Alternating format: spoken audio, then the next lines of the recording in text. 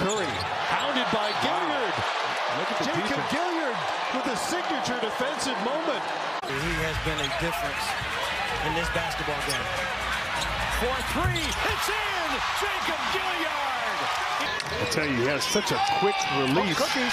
Steal by Gilyard, the all-time leader in college basketball history. And he lays it in. I love Richmond. Everything about it was good. Obviously, I did a little extra year there. I love my teammates. I love my coaching staff. I was just appreciative of everything that we had going out there. The ups and the downs ultimately led me to where I am now, and I wouldn't change it. I didn't know where Richmond was when I first got the offer, and then I found out it was 17 hours away from home, and I was like, is this something I want to do? And at the time, Coach Jenkins was on the staff, and he made a pitch to me, and then Coach Mooney was probably calling me 3 times a week back then, and just trying to persuade me to go. And I took my visit, and I fell in love. My family fell in love. My mom was like, you have to go here. She basically forced me to go. I think going to Richmond and making that jump to go to a school that was pretty far from home and a place that now feels like my second home it was a great decision. It was less about the basketball and more about the whole environment. I wanted to be around people that I like to be around. I wanted to go to a coaching staff that I was comfortable with and familiar with. And so the decision wasn't necessarily just a basketball decision, but it was a life decision. I went somewhere where I knew I'd have a chance to play. He didn't make any promises, didn't sell me any dreams.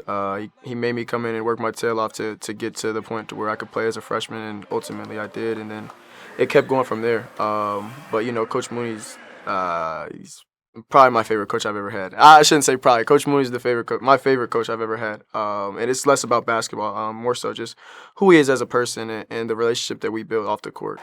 He's somebody that I talk to frequently, and I love that guy and I'm appreciative of him. I love the offense that we ran at Richmond. I stick to offense just because I think at the next level. Does your offense translate? Obviously, defense comes down to can you guard your guy or can you help somebody out? But offensively, the way we played, all 5 guys on the court were able to make a play, and I think that's what you see at the next level. Like here, we have our big men making plays for guards and our guards making plays for big men. All 5 players on the court are able to do something, and I think Richmond helped me out with that. Not just having the ball in one person's hand for the whole shot clock or 1 or 2 players making plays, but the whole team was able to make something happen, and I think that's what you see now, and it's kind of. For 5 years at Richmond, that was my development, and I think it's allowed me to have the success I have now. I talked to a couple other guys, and there's situations where not completely, 180, but it was a wide gap from how we interacted 1 through 15 in comparison to other schools. Other schools were kind of like, there'd be players that kind of clicked up, be groups of 4 or 3 guys that were really close. I think at Richmond we had 15 guys that were really close. It was really a big family. If you saw one of us, you were probably going to see 9 or 10 of us that day. The relationships and the friendships that I have from those 5 years are going to last me a lifetime.